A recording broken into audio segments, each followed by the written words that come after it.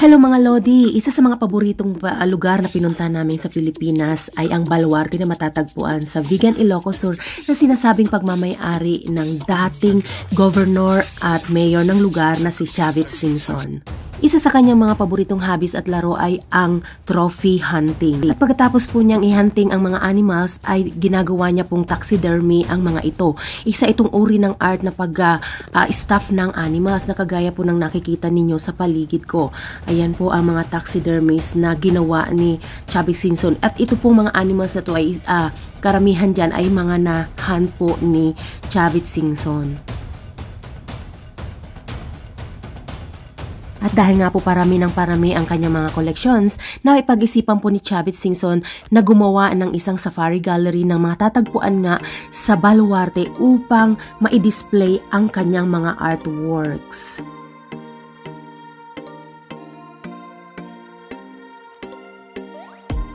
Karamihan sa mga hayop na na-display dyan, mga Lodi, ay mga na-hunt ng ating mahal na Chavit Singson.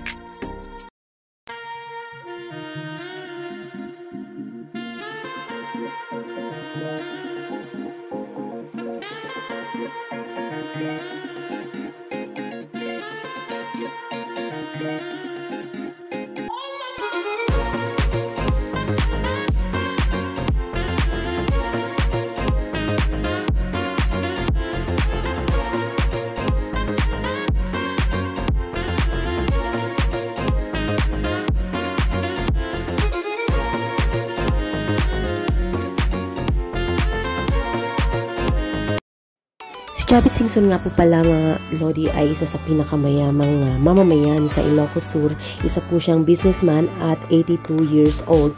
Sinasabing ang kanyang mini zoo na tinatawag na Baluarte ay umaabot sa 120 hectares. So nung pumunta po kami doon ay iba-ibang animals ang aming mga nakita. At sadyang napakalinis po ng lugar. Kaya lang po may kamahalan po ang entrance fee.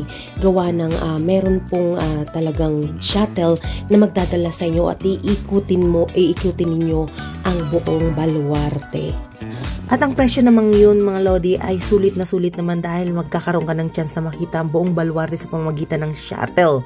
At magkakaroon ka rin ng chance na mahawakan at malapitan ang giraffe na ito. Pinakain din namin yan ng carrots. So, napakabait nila. At nadaanan din po namin mga Lodi ang sinasabing Safari Hotel. Diyan din sa Baluarte, sa loob ng Baluarte, na kung saan pinaniniwala ang dito tumuloy ang mga Miss Universe candidates noong nagkaroon ng Miss Universe Beauty Pageant dito sa ating bansa, sa Pilipinas. Sige, napakaganda ang lugar na ito mga Lodi. Habang pinagdadrive ka ng shuttle, iba-ibang mga hayop ang makikita ninyo.